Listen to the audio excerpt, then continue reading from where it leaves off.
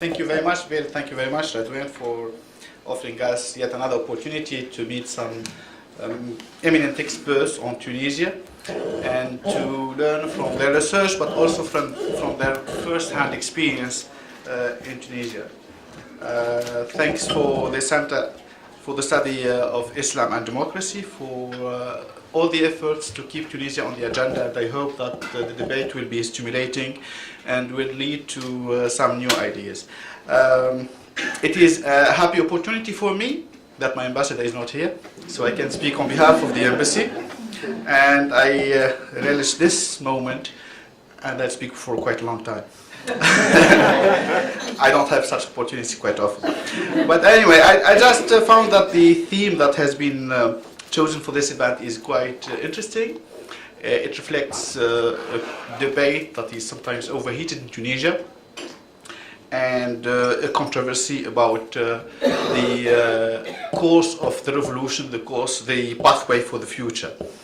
I don't just want to keep speaking for long, but I just want to make a few comments. The elections were by all measures a success.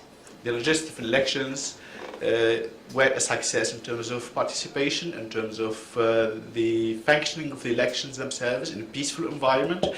And if we take Huntington's criteria or test for the second turnover, it is also it might be a good omen for the future. The presidential election, the first round, was also a success, and we are looking forward to the runoff to conclude this step.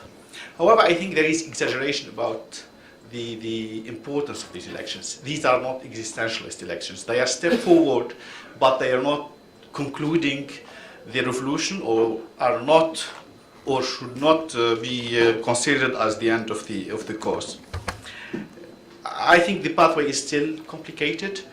The future is still complicated. The process is still long, and we will face so many problems.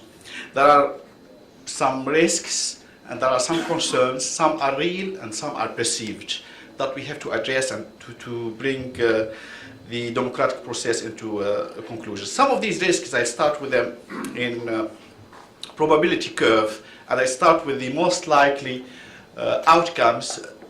Let's start with the least likely outcomes, and then I move to the most likely outcomes. And I'll be selective. I just pick up three of the major concerns that are being discussed in Tunisia now. The first is about the counter-revolution, the reversal of the democratic process.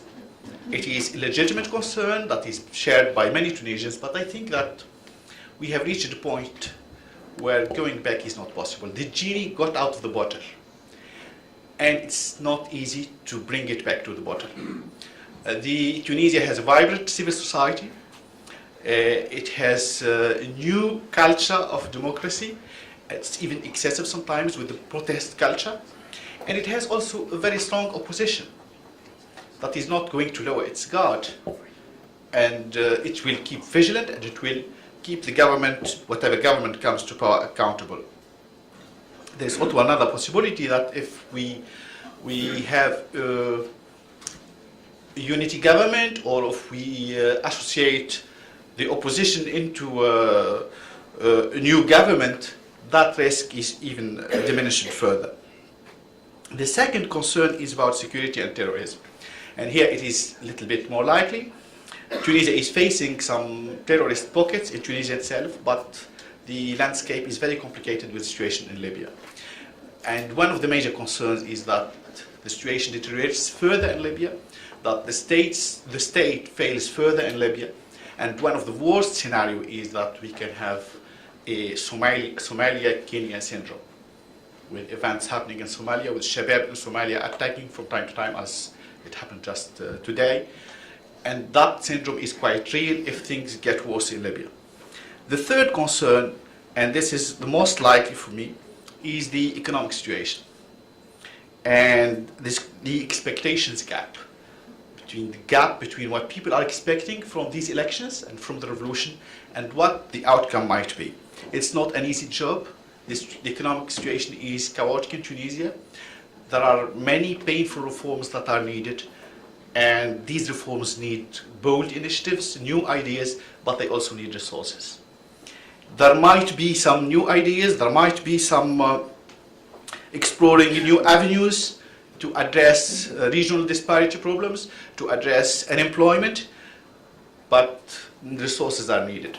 There are also the repercussions or ramifications of reforms in terms of social reforms, in terms of economic reforms that will have very high social costs. And these are the challenges that Tunisia has to face. And for these challenges, Tunisia needs very much the international support and particularly US support. I will not keep for long. Thank you very much for your attention and thank you for attending this event. Thank you again.